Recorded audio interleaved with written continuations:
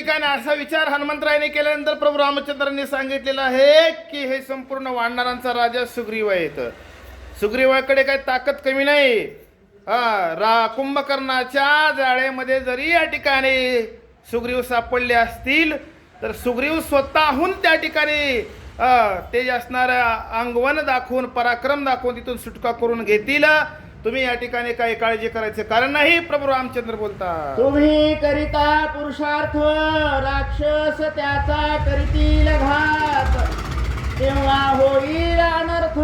उगे स्वस्थ रहा येथे. तुम्ही उगाच राहावं म्हणले स्वस्त. आता विचार करू नका, हालचाल करू नका.